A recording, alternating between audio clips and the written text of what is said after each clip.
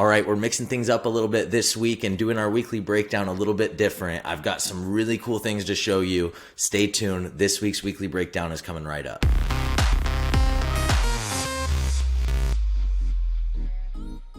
All right, like I said, we're doing things a little bit different this week, and going forward, honestly, I'm going to do a lot more screen share, a lot more pulling you into HighLevel, showing you on screen exactly the changes that are getting implemented. Before we jump into that, just this is what we're going through, right? So if you are in the HighLevel Facebook group, then you know Sean Clark is always posting updates. All right, I don't know why it's getting all weird like that. Sean Clark is always posting updates inside the group, updates that look basically like these. These are copy and paste versions of the posts. There are way more that get created than I share with you. So the green ones are the ones we're going to go over. The other ones, anything that's not green is one that we've determined is not going to be of value to loan officers for various reasons.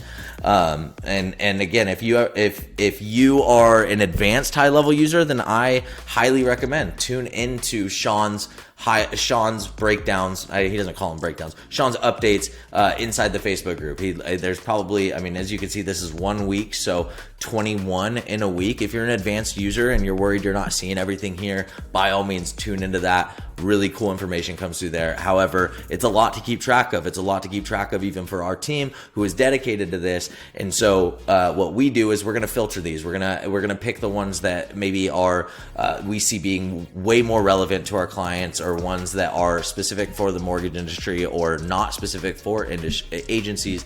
That's what this is. That's what this breakdown is. And so again, you see all these that we've hidden. All the ones that are not highlighted are ones that we had hidden previously.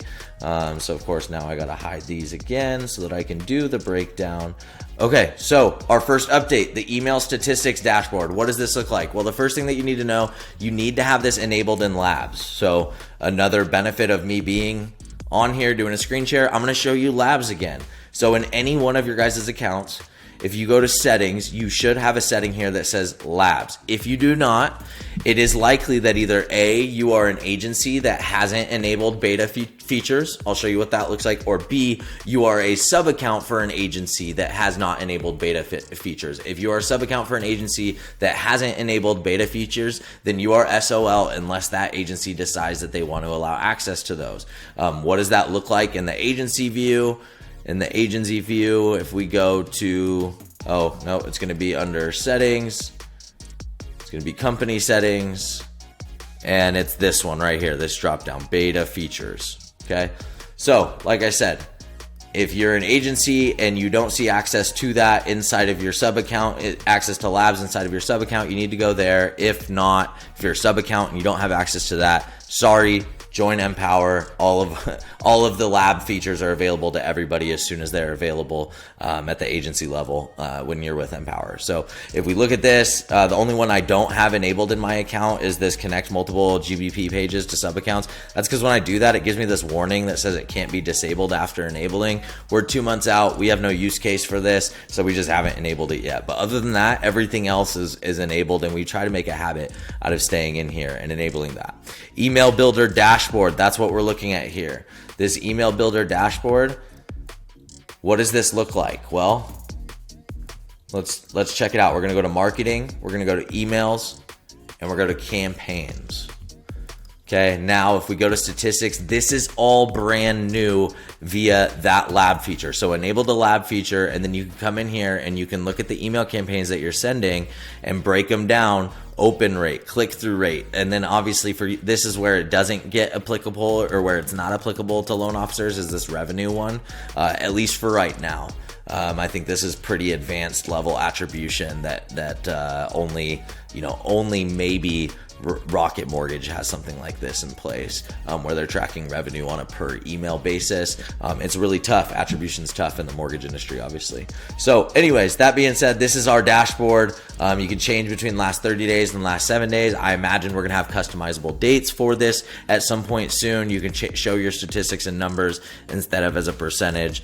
We're excited about this internally, and if you use email campaigns, you should be too. All right, next up, you now have the ability to add add or update contact followers from inside of a workflow, from a workflow action. This is a really cool feature showing you what this looks like. Basically, the use case for a loan officer here is referrals from real estate agents. So if you track where you're getting referrals from in any way, or you want, maybe you have a contact field that where you have the agents listed and you update that, whatever it is, you can trigger. Here I just did a simple form submission just to show you this. Again, form submission, we do have some LO clients that actually give their agents forms, and then with those forms, they attach the name of the agent to that form submission, so that when it comes in, they track who that came from, and then they're able to do stuff like this, adding a contact follower. Now, why would I add a contact follower if let's say Paige, right? I have Paige Richards here as the contact follower. She has to be a user. They have to be a user inside the account. So why would I use a contact follower instead of just assigning them, right? Because that's the alternative. Is I can go in here, I can assign to user, right? I'm going to assign it to me, and then I'm going to add a contact follower. Why would I do this? Well, when you assign somebody to a user, it makes it so that all of your communications appear as if they're coming from that user.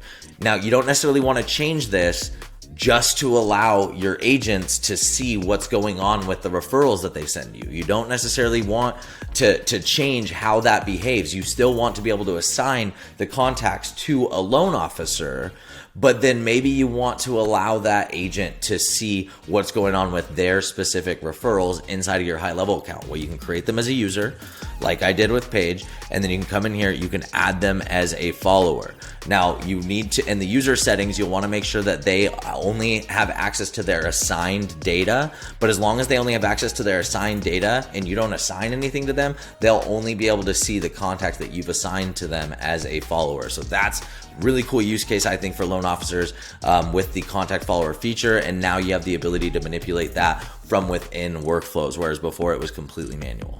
All right, next up, we've got a couple updates in the form builder that I'm going to share with you. So right here, we have a really simple form inside the form builder. If you go into forms, or if you go into sites, you have forms and surveys. Both of these features are live for both forms and surveys. We're going to use a form just to make this simple and show you what it is that we're talking about. All right, so if we use this, let's say contact us is what we're going to use. All right.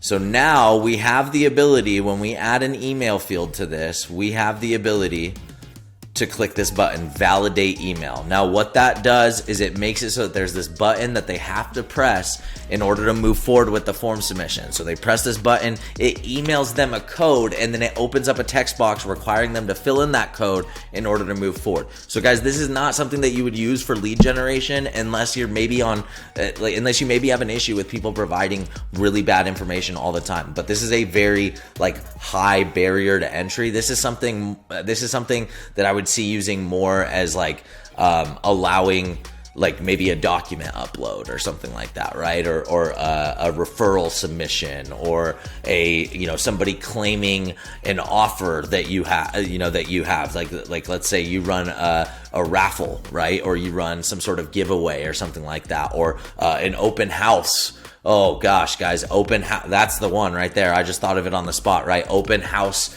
an open house form, an open house sign-in form, put it up on an iPad, require this verify email button. You're going to make sure that every time you're getting good email addresses. It's email now. That's what they rolled out with first. I guarantee you within the next couple months, we're going to see this roll out for phone numbers as well, which again will be very valuable, especially for those of you sitting at open houses that you want to make sure that you're getting the right contact information. All right, the next update in forms and surveys, are arguably more exciting even, is the ability to add custom fields at the opportunity level. So I don't know exactly how this performs yet, because how this behaves. For example, if there's no opportunity, is it going to create an opportunity? Does it not? If we don't create an opportunity, do these fields just disappear? How does this behave? I don't know exactly. I'm really excited about this. I just found out about this morning. But now you have the ability, when you're adding custom fields to a form, to sort by contact or opportunity, and then come in here and drag opportunity custom fields in here. Whereas those opportunity custom fields, check this out. Where do you want your opportunity to be updated? Wow. So again, I don't know exactly how this behaves yet. We're gonna figure it out. But this is really cool. I know that we're gonna do some things different in how we collect form submissions with this. I'll keep you guys updated as I see more use cases for it. But yeah, I'm really excited about this. Check this out when you get a chance. All right, next up, I'm going to highlight the proposals features is what they call it, but it's documents and contracts. It's basically DocuSign replacement. So if you're an Empower user, you don't have the payments option over here, and that's because who needs like payment processing as a loan officer? So we just kind of try and simplify it a little bit. So I believe, I can't remember exactly what it's going to look like for you guys. Let me jump into an account really quick and we'll figure it out. Document Manager. So you go into Document Manager. Now you have documents and contracts. Again, if you're not an Empower Elite member, you're not using the Empower LO white label, then it might look a little bit different for you. But the new functionality in here is the ability to customize a little bit more the emails that go out when something like that, when you request a DocuSign. So that looks like the settings over here. So being able to change your email subject, I definitely would do that if you're going to use this, right?